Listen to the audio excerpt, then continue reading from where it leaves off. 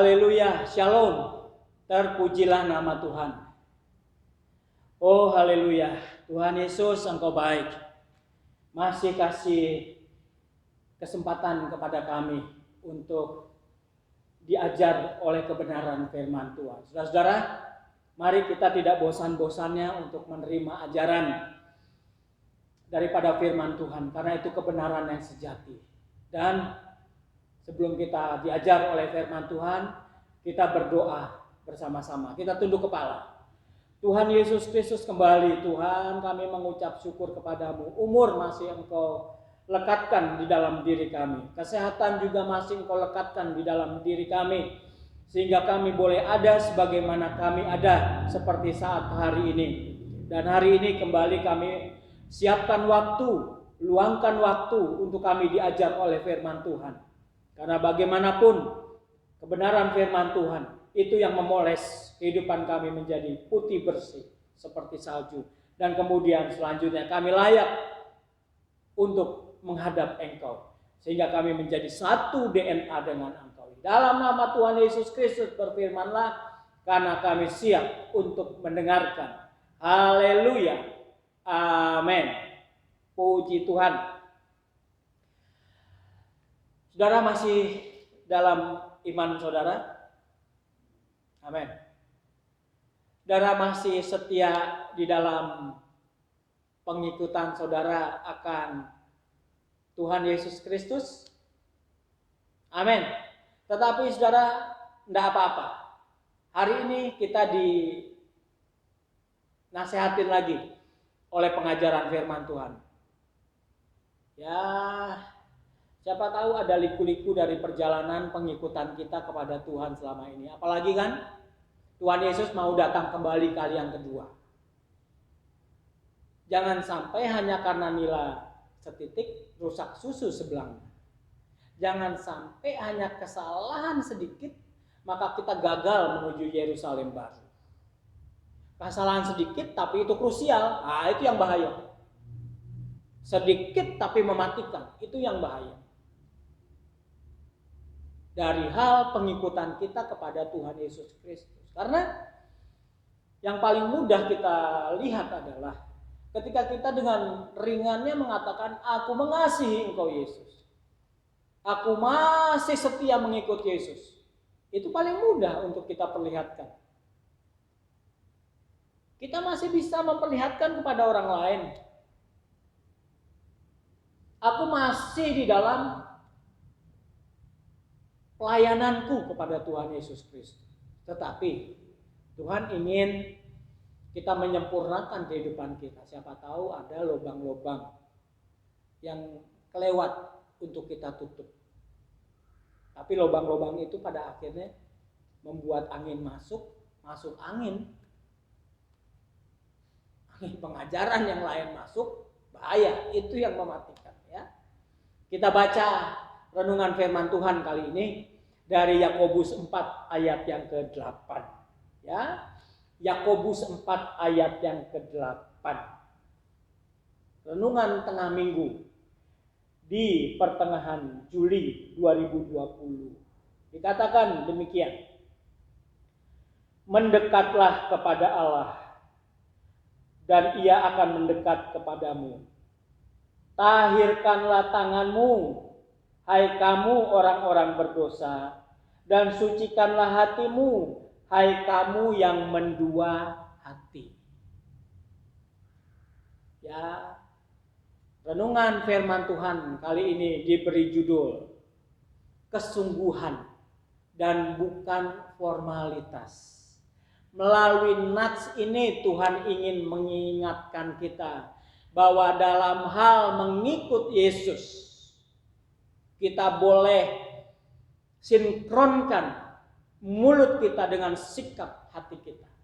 Bahwa pengikutan akan Tuhan Yesus Kristus itu kesungguhan dan bukan formalitas. Kalau formalitas bisa melalui kesaksian mulut kita. Kalau formalitas bisa kita menipu orang lain, menipu Tuhan dengan doa kita yang panjang-panjang.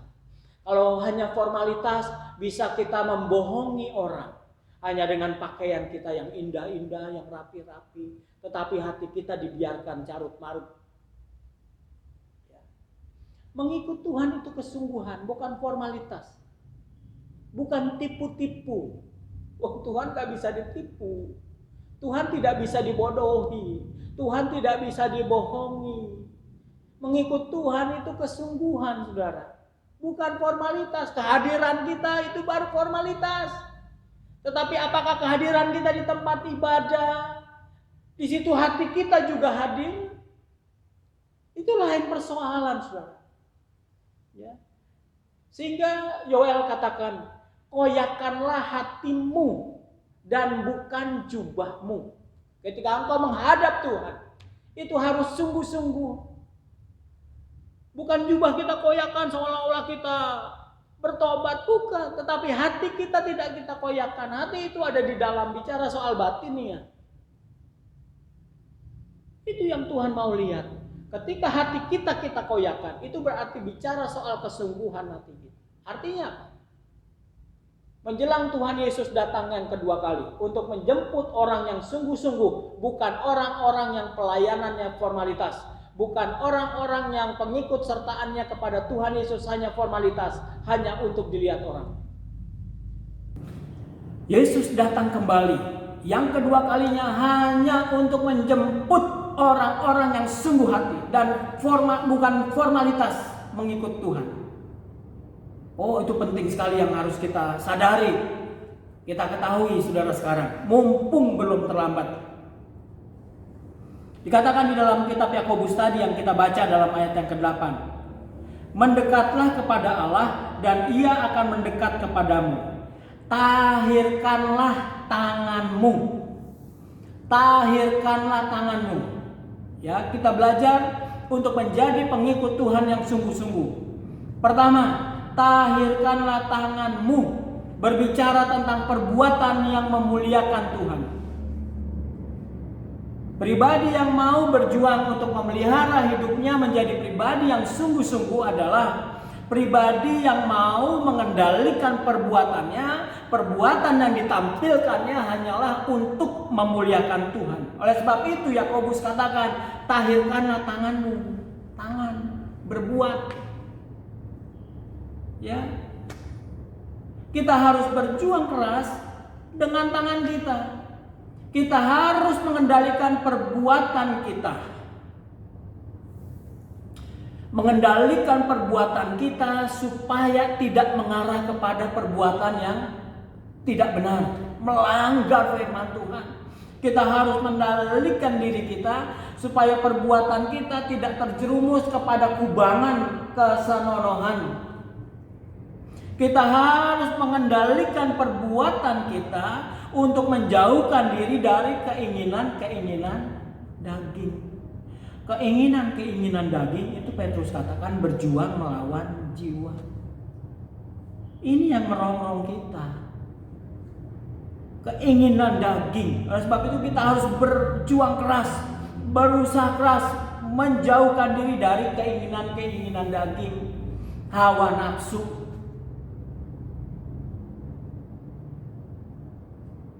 Ya, hati-hati saudara, berjuang keras. Yang biasa bohong, stop. Sekarang yang biasa ngajak orang untuk berbohong, stop. Sekarang yang punya perilaku seperti Ananias dan Safira, yang suka mengkondisikan, yang suka mengajak-ngajak orang untuk berbohong, stop. Yang diajak bohong juga jangan mau. Perbuatan daging. Yang suka menjelek-jelekan orang sekarang stop. Yang suka memfitnah orang sekarang stop. Yang pikirannya kotor, pikirannya ngeres sekarang stop. Yang suka mesum sekarang stop.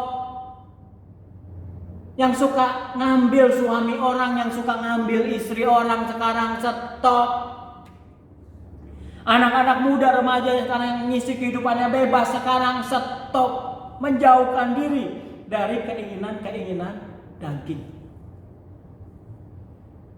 Yang suka mencuri uang orang sekarang stop. Yang suka memanipulasi sekarang stop. Stop semua, mulai dari diri saya sebagai hamba Tuhan. Stop. Kalau saya pun masih terjebak dalam kubangan itu, stop. Firman Tuhan mau itu, ya. Ini perbuatan untuk memuliakan Tuhan. Bukan mulut kita yang memuji-muji Tuhan. Perbuatan kita bagaimana memuliakan Tuhan, enggak? Ketika kita tidak berbuat pun kita memuliakan Tuhan, enggak, saudara? Tentang apa saja, ya. Sehingga Yakobus ingatkan kita, tahirkanlah tangan kita. Tangan kita ini harus tahir, saudara. Dalam pengikutan kita kepada Tuhan. Berapa usia kita sekarang? Jangan dikotori terus tangan kita. Otak kita jangan dikotori terus. Ya, banyak hal seringkali manusia digoda oleh keinginan daging yang berjuang. Keinginan daging itu terus berjuang. Ya, berjuang, dia nggak berhenti untuk menjatuhkan kita. Dia terus berjuang. Kita pun harus berjuang mengalahkannya. Kita harus punya tenaga, power ada di dalam Yesus untuk mengalahkan keinginan daging. Jauhi. Karena apa? Karena ada upah bagi usaha kita ketika kita mau berjuang untuk mengalahkan keinginan daging. Ada upah, nggak sia-sia. Karena yang masuk kerajaan surga, karena yang akan menerima mahkota dari yang disematkan oleh Tuhan Yesus Kristus adalah orang-orang yang menang, adalah orang-orang yang berhasil menjauhkan diri dari keinginan daging. Adalah orang-orang Kristen yang sungguh-sungguh mengikut Tuhan, bukan formalitas, bukan bajunya saja, bukan mulutnya saja, tapi hatinya yang tulus untuk mengikut Tuhan. Pribadi-pribadi yang mau menggosok tangannya bersih, mengendalikan perbuatannya, ya.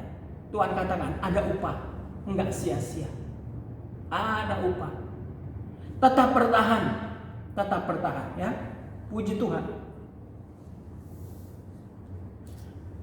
Yakobus katakan selanjutnya, dan sucikanlah hatimu. Nah, kembali ke masalah hati. Kembali nih, Tuhan ingin menyentuh hati kita. Tuhan kembali ingin mengoreksi hati kita. Dan sucikanlah hatimu.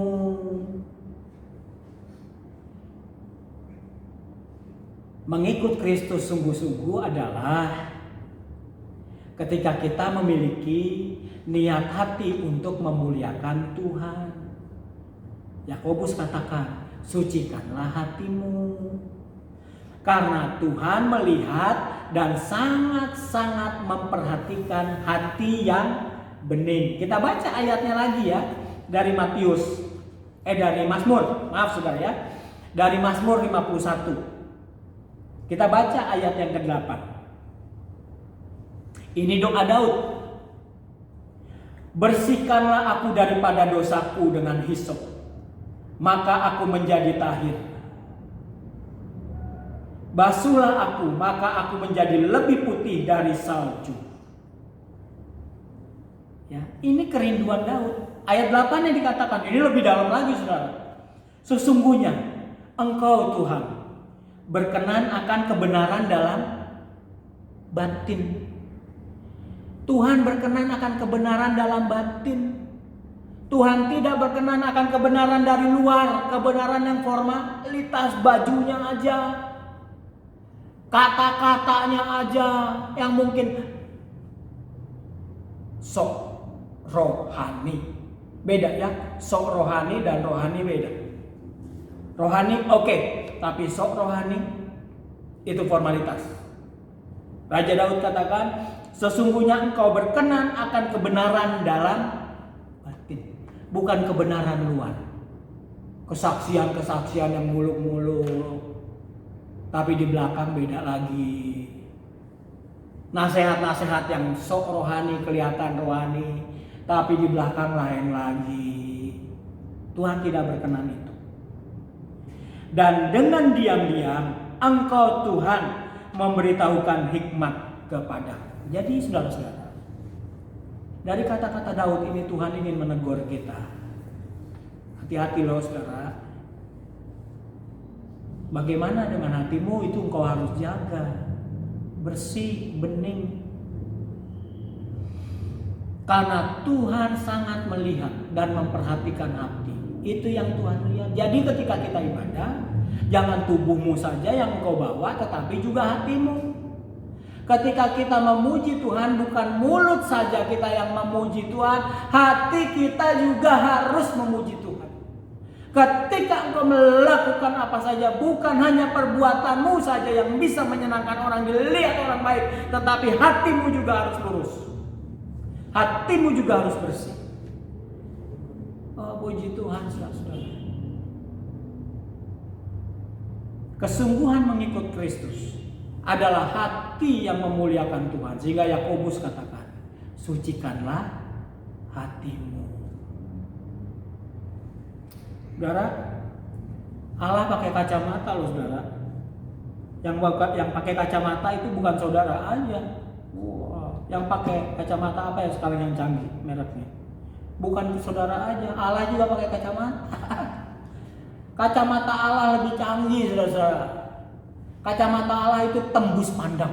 Weh, sampai bisa melihat hatimu. Itu kacamata Allah. Niat hati kita memuliakan Tuhan atau tidak? Tuhan melihat. Ibadahmu memuliakan Tuhan atau tidak? Tuhan melihat.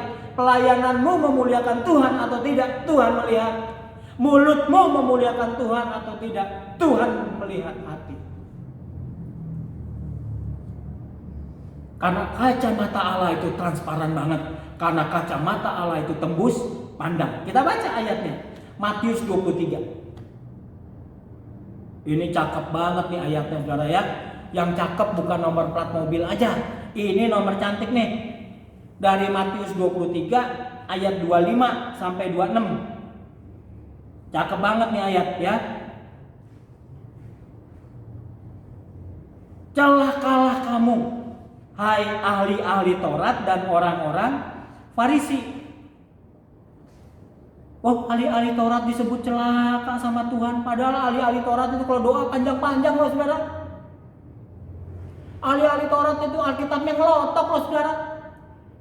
Sama Tuhan Yesus disebut celaka lah. Ada dasar Tuhan Yesus ketika berbicara begitu. Karena orang Farisi dan ahli-ahli Taurat adalah formality Christian. Hai kamu orang-orang munafik. Waduh, dimunafik-munafikan. Sebab cawan dan pinggan kamu bersihkan sebelah luarnya, tetapi sebelah dalamnya penuh rampasan dan kerakusan. Hai orang-orang Farisi yang buta. Bodoh ini Tuhan Yesus kalau ngomong pedes. Firman Tuhan kalau bicara pedes. Pengajaran firman Tuhan pedes, tapi itu menyembuhkan. Hai orang-orang Farisi yang buta, bersihkanlah dahulu sebelah dalam cawan itu, maka sebelah luarnya juga akan bersih. Ya saudara, ini kacamata Allah tembus pandang. Allah gak bisa dibodohin, Allah gak bisa dibohongin, dibobodok. Allah gak bisa ditipu, Allah gak bisa dimanipulasi dengan pakaian kita yang indah-indah, rapi-rapi. Pakai jas, pakai dasi, pakai blazer, pakai batik, pakai apa lagi? Allah nggak bisa dimanipulasi. Allah nggak bisa dibohongi dengan kata-kata kita yang muluk-muluk, sok rohani. Allah nggak bisa dibodoh-bodohi dengan doa-doa kita yang panjang-panjang. Allah tahu hati ahli-ahli Taurat dan orang-orang Farisi. Allah tahu hati dari kekristenan kita sekarang. Seringkali kita menghadap Tuhan hanya formalitas. Supaya dilihat orang, supaya kelihatan rohani, supaya kelihatan oke. Tapi hati kita compang-camping. Kacamata Allah tembus pandang, sehingga dia tegur demikian. Saat kita sedang mendengar firman Tuhan, Tuhan yang sama, Tuhan menegur kita semua. Kalau ada di antara kita sekarang yang kekristenan kita hanya formalitas, itu perlu dirubah, itu perlu diperbaiki. Ya. Kacamata Allah tembus pandang. Dalamnya dulu bersihin. Sebelah luar mah gampang di mata Tuhan. Seringkali kita menghakimi orang, dia ke gereja pakai sendal jepit, dia ke gereja pakai begini. Siapa tahu hatinya lebih malaikat dari hati kita. Siapa tahu tubuh kita, pakaian kita yang rapi, tetapi hati kita buas, tetapi hati kita liar. Karena kacamata Allah tembus pandang. Puji Tuhan. Saudara-saudara yang dikasihi oleh Tuhan Yesus, mumpung masih ada kesempatan, Tuhan mau datang yang kedua kalinya segera. Perbaiki sikap kita dalam mengikut Tuhan. Dalam mengikut Tuhan, sikap kita harus sungguh-sungguh.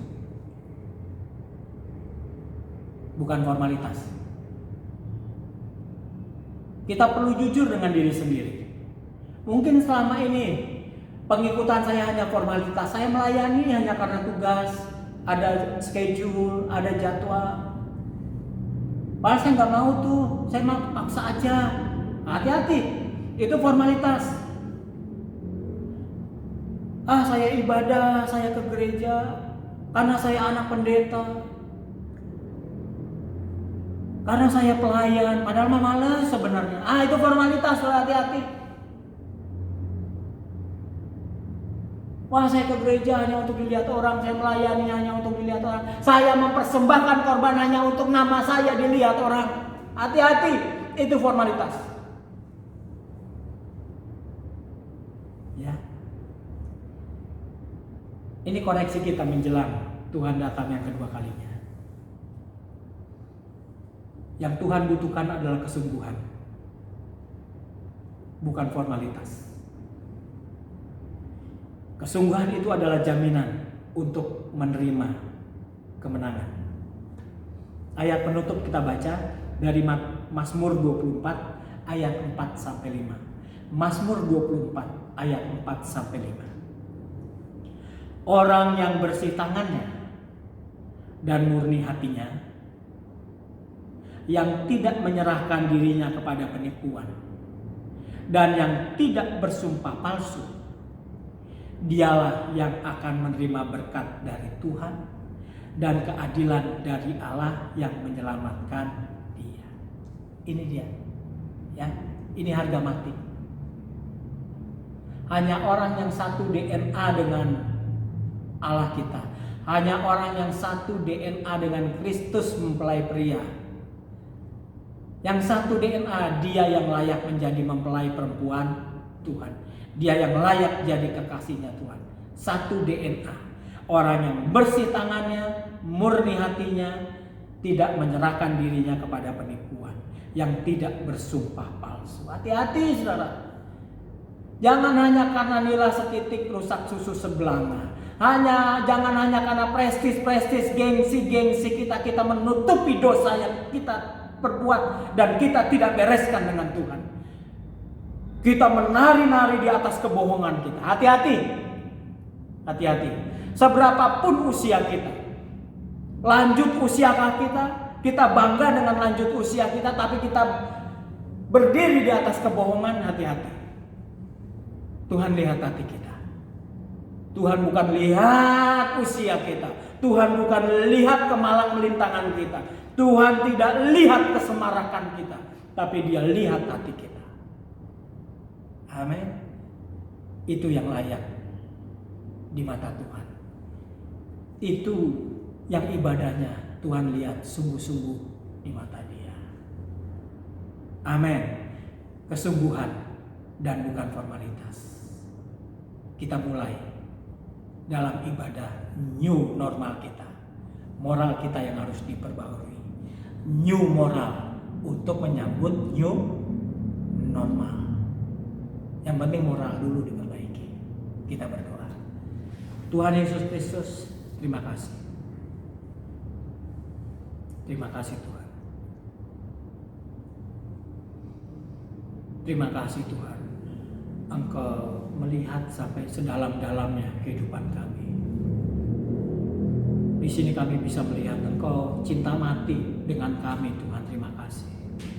Engkau sangat-sangat mengasihi mengasihi kami Tuhan. Terima kasih.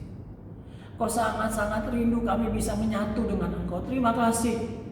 Ketika firman-Mu yang keras ini disampaikan kepada kami untuk membersihkan kami berterima kasih. Itu adalah bentuk kasih-Mu yang luhur, yang agung buat kami Tuhan. Terima kasih.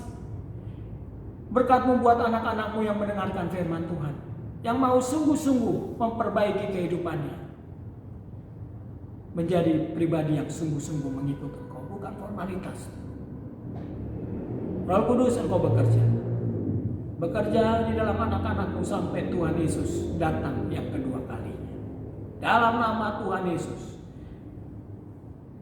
kami angkat ucapan syukur dan puji-pujian kami. Haleluya. Amin.